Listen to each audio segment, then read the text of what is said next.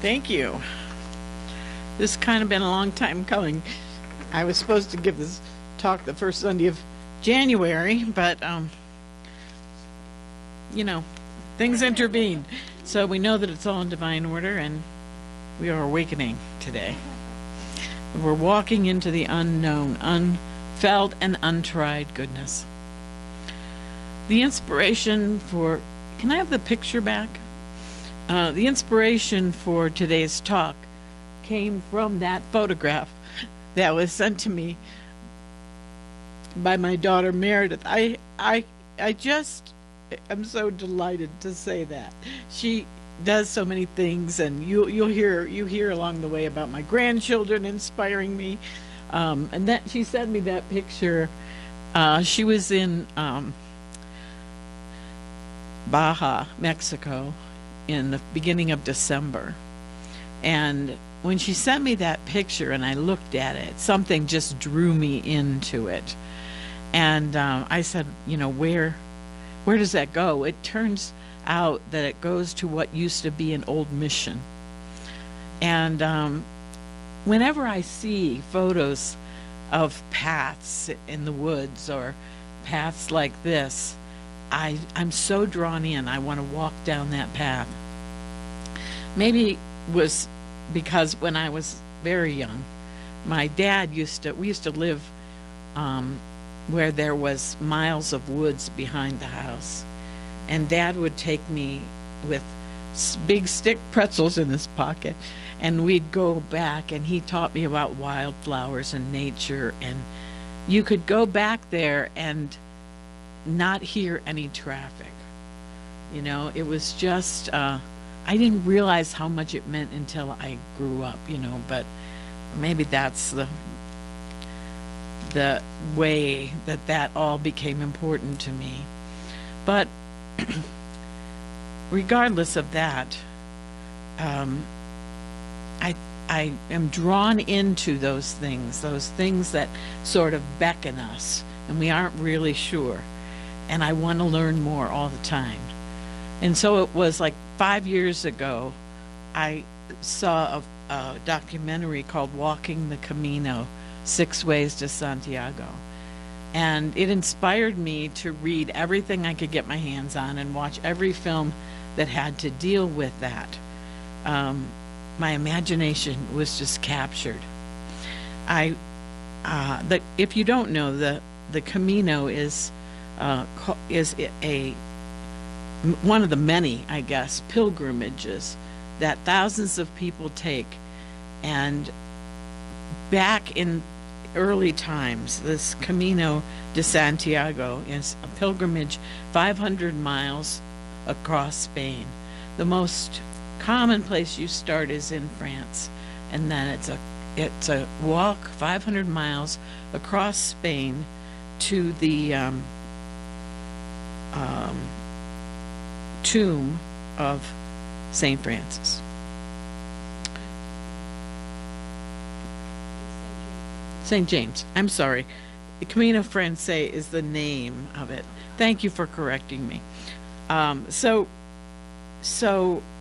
throughout history, countless illustrious pilgrims have taken the trail, including St. Francis and Charlemagne, Dante, Chaucer, and of course Shirley MacLaine. Judean, yes. We talked about this, and this isn't fully about that. I have not walked the Camino as Judean has, but she might want to share some things along the way. So, Shirley MacLaine wrote a book, The Camino, A Journey of Spirit, and I was surprised to learn that just last year, over 300,000 people made that pilgrimage, and it increases every year. The reasons for undertaking the pilgrimage are almost as varied as the pilgrims themselves. As I watched the documentary, this particular documentary focuses, I think, on 6 pilgrims and what their journeys were about. But I always see the spiritual side of it. And not all of the people that walk it do it for that reason. So in this particular movie, there was a young man from Portugal, and he said he was just ready for a change. And he was either going to go to the beach or walk the Camino. For him, it was about setting a goal and achieving it. And he found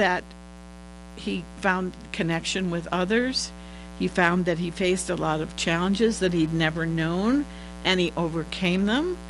And he learned his physical limitations and learned to walk through those. And maybe some of us came to this life thinking it was going to be a trip to the beach. And now I know when I look back at my life, there's things that I've been through that I just would have thought, 30 years ago, I could never do that. But I'm standing here, so I've done it. And I'm sure all of you can say the same thing. Another pilgrim that's highlighted in the movie is Tatiana. And she walked with her brother, Alexis, from France. And they were walking together at the beginning with Tatiana's 4-year-old son. Tatiana was a deeply spiritual person, and she was on a religious quest for more depth in her relationship with God. And her brother didn't believe in God. And he was just doing it on a lark, having fun, and he's playing the whole way. And I think we need to understand that there's people on this walk of life that are very serious, and there's others that are having fun, and we're all going to end in the same place. So I loved that example. At one point in their journey, they part because they have disagreements that they just didn't want to be around each other anymore. I could do that with my brother, I'm sure. And Tatiana reflects then that she thought that the walk of the Camino would change her brother. But when she got to the end and they met up again, she found that she was the one who changed. So how many times in our lives do we see something like that played out? Right? We focus on what we judge about another, only to find that it was us that needed to open our heart and let go of some of our ego and accept and learn from them. A third pilgrim, a woman from Brazil who goes by the name of Sam, tells us that her life was a mess. She lost her job. By her own admission, it was her own fault. She was in a bad relationship. She was extremely depressed and on medication. She didn't know what to do, so she decided to walk just to create motion. She felt stagnant. So she said, the more I walk, the better I feel about myself, and the depression has disappeared. She said in her old life, every day she got up and she spent time fixing her hair and putting on makeup and dressing in a way that made her feel beautiful. And then here she was on the Camino. 30 days she hadn't washed her hair. She had no makeup. And I'm sure that the outfits were not in vogue, But the truth is that beauty's on the inside, and that's what she learned. Life, if we're lucky, helps us discover the beauty that is within us. And even as this body ages and diminishes, we know that there's beauty there. We know that that beauty has been developed. So with just these few examples, I'm sure you can see that if you view the walk of your life and others, we're all walking for different reasons. And sometimes we start where we start is far different from where we thought we'd end up. In our spiritual studies, we often begin with the question, who am I? Why am I here? One of our songs this morning talked about that. And we may become very befuddled by those questions. Many spiritual teachers talk about the annihilation of the ego as the purpose of this walk in life. But I have never felt comfortable with the talk of annihilation of anything. It's all been created by God, the omniscient presence of love. So how can we be on a mission to annihilate any part of that?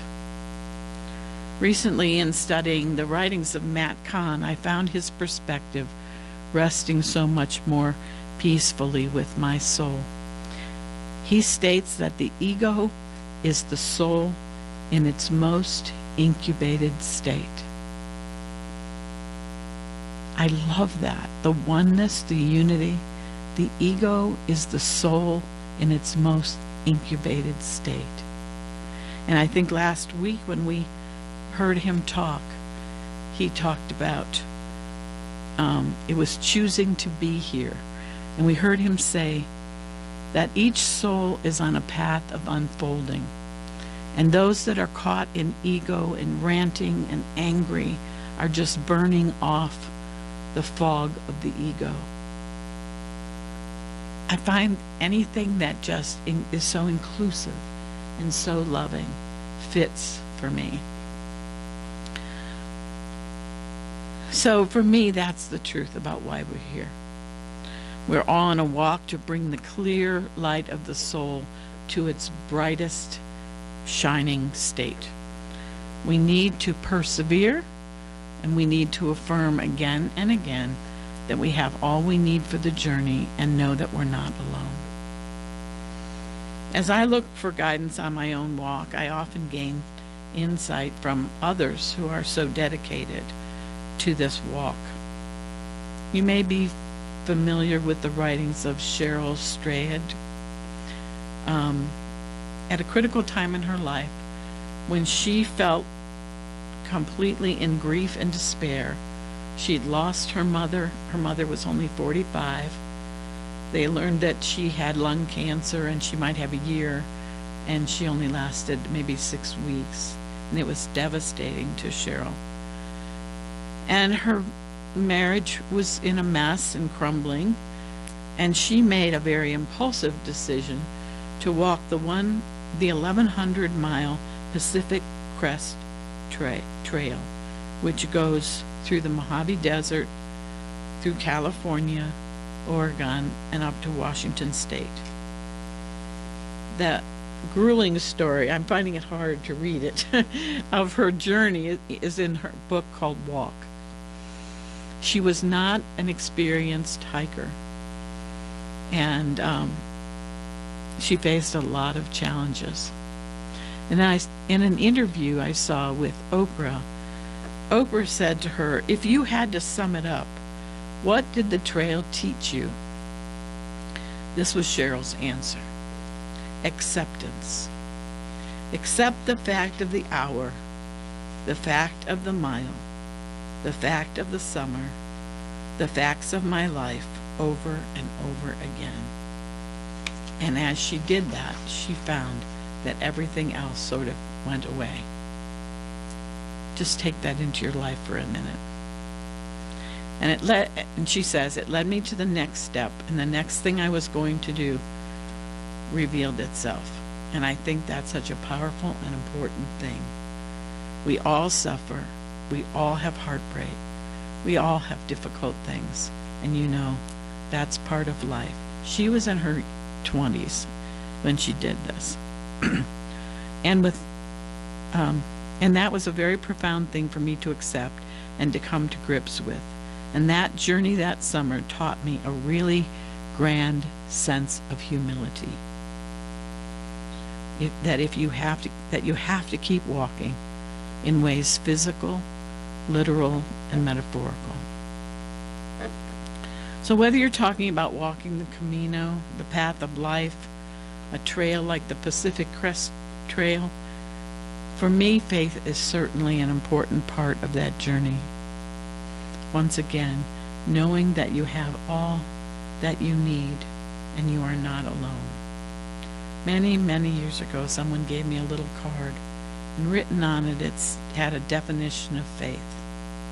It said, faith is the walk into the unknown, unfelt, untried goodness. So we're walking knowing that it's there, even though we can't see it or feel it. We can't even imagine it right now. But we keep walking, and we walk with faith. And in the bigger picture, each of our lives is a journey of transformation. Each of our lives is a pilgrimage, a journey inward as well as outward. The sacred travel. It's a sacrament. We repeated in Catholic school, sacrament is an outward sign of an inward grace.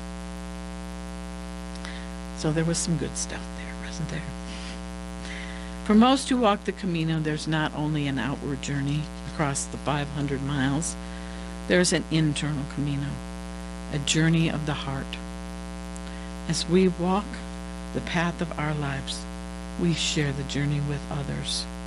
However, our journey is specific to us. We each have our own experience, and even having the same sort of experience, we feel it and integrate it differently. One of the primary lessons is to live in the now. Joyce Rupp writes in Walk in a Relaxed Manner, Life Lessons from the Camino.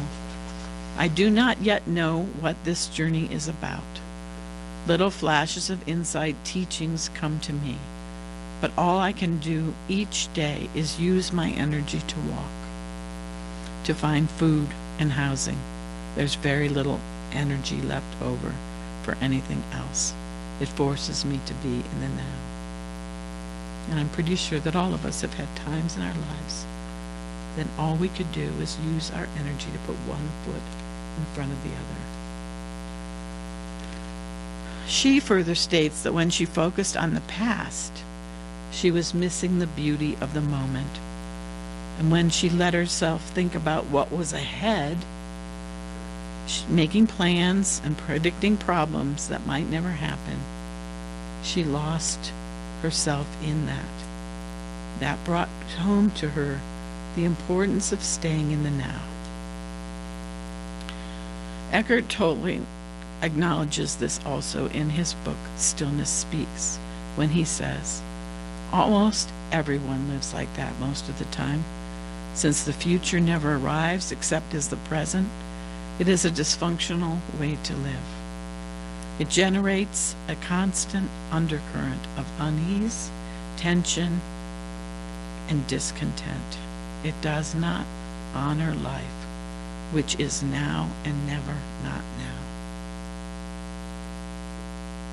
Any of you identify these things in your life?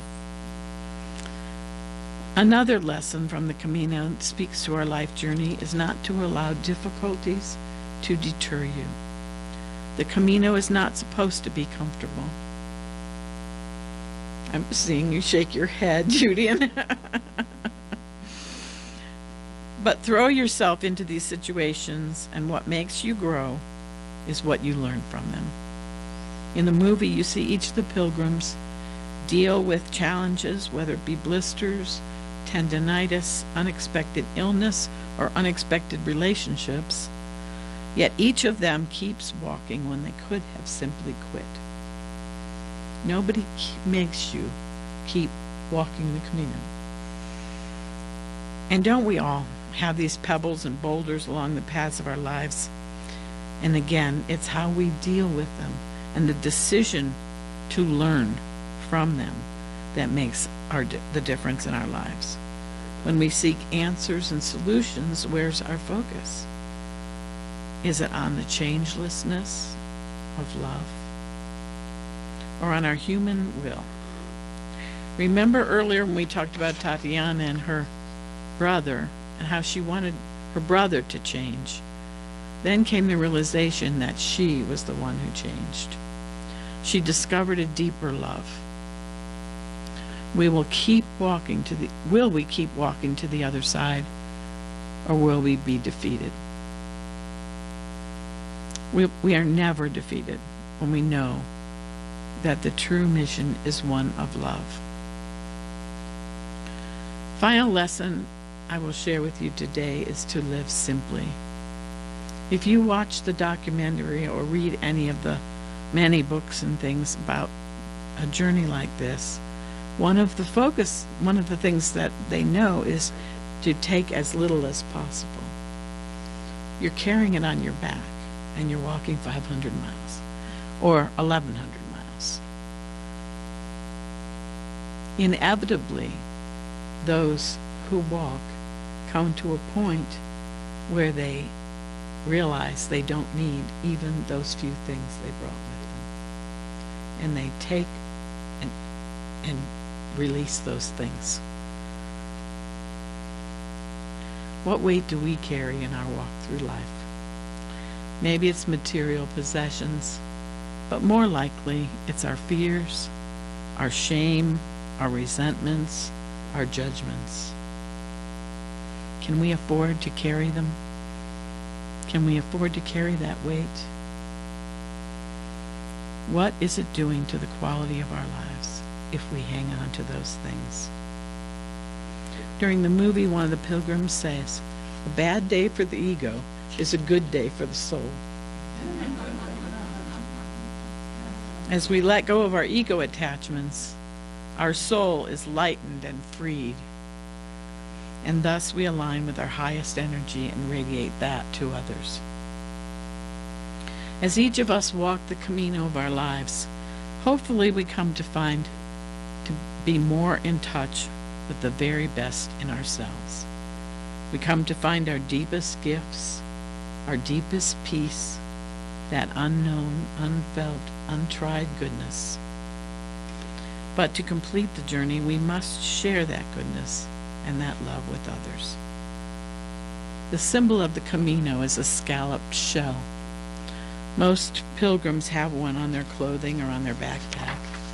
And it's a symbol of all the grooves on the shell come together at one place.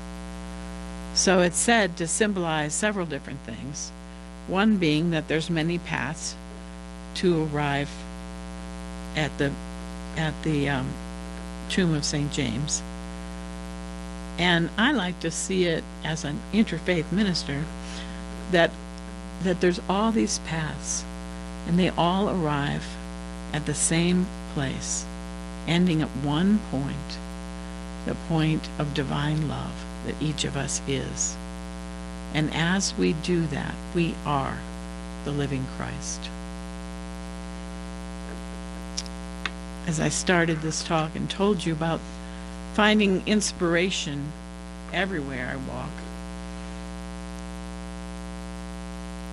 I know that it is my intention to do that. It is a part of me to look for that deeper meaning.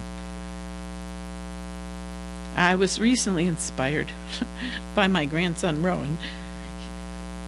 For Christmas, he got 2 huge Lego sets, thousands of pieces. They were rated, he's 5.5. They were rated for people twice his age. But he was not deterred. He had no trepidation about this. I have trouble putting a new pad on my Swiffer. But he sees this in steps. He has a room where he goes and works, and his little 2-year-old brother isn't allowed in most of the time. And I wish I could. I wanted to bring it, but I don't think I am even capable of transporting it without it being apart. Is it the Battlestar Galactica, the Star Wars thing? That thing is so complex. It has all these doors that open, all these chambers behind. But he just sat down. The Legos are bagged and numbered. And he starts with the first instruction sheet and the first bag. In 2.5 days, he put that together and immediately started on the next one. You know, he proceeds in small steps. He's focused on the moment. At one point, his father came in to check on him. He said, "Dad, you're distracting me." This is the microcosm. This is of the pilgrimage, right? Um, Pilgrimage of life. Now, not all our challenges come in marked bags with here's the pieces, unfortunately. But if we listen to Spirit, we don't try to get ahead of ourselves. He dispenses with frustration. He works until he's tired and he takes a break, and then he's right back there. He has a vision of what he's going to create, and he takes the steps needed to make that happen with confidence. We can have that same confidence in life. Rowan appears to respect the process. There's a process that has to be followed to create that masterpiece that he wants. And the same is true for us.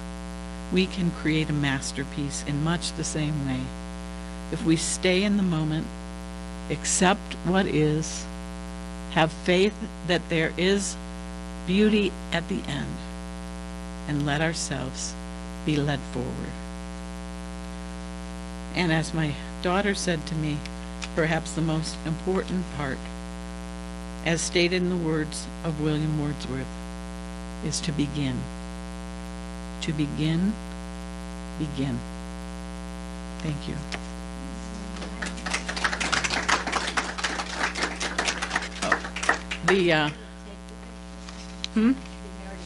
Meredith took the picture, and then I asked her where it led, and I couldn't send this to you electronically, but this is the beauty that's at the end. You'd have to step back to see it, wouldn't you? You just see that little path that beckoned me, and this is the beauty at the end. So let's just take a moment to center ourselves, and I want you to think of that path or path that maybe has meaning to you. We just take a breath and quiet our mind. We move fully into the now.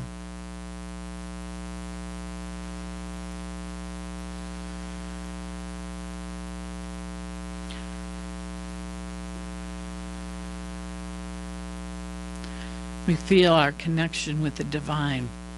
We feel that flowing through us now.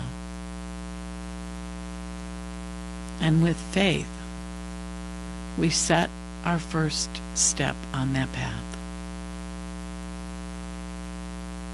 Not quite sure what's at the end, but drawn by the promise of love.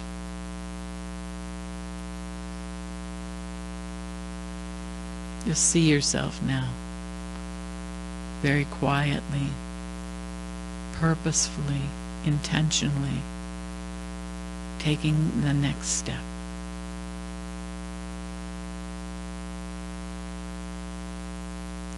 You might feel an embrace right now. The universe congratulating you for your courage and your willingness to move forward.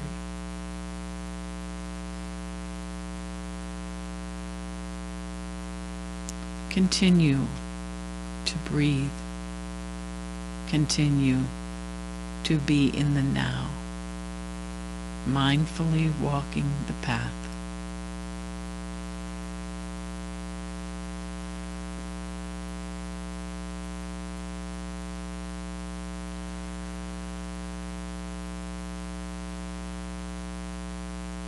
As you're moving along the path, you get glimpses.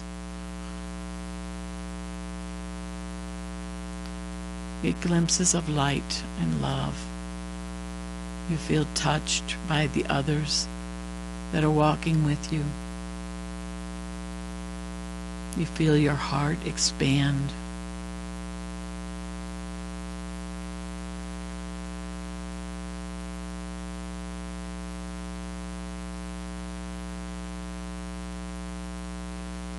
And something in you knows that there is yet more beauty and richness ahead. And even when there's a stone in your shoe, even when the path is very steep and you're struggling to take the next step up, something within you moves you forward. That faith that there is some unknown, untried, as yet unfelt goodness.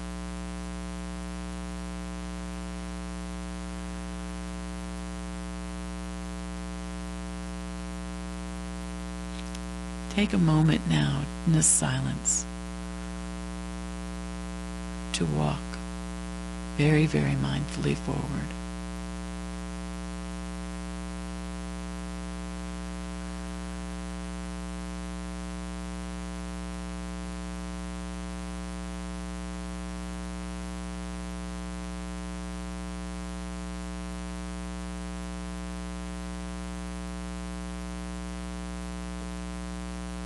None of us knows the exact location, the exact goodness that we walk toward, but we do know that it is our intention to express and experience the light, greater goodness, greater love. And so the journey is certainly a success. And that fills our hearts. And we bring that fullness gently back into this room to experience and share.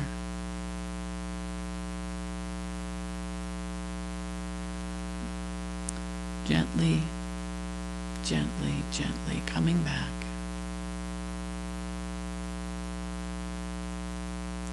With great gratitude, we say thank you, thank you, thank you, God.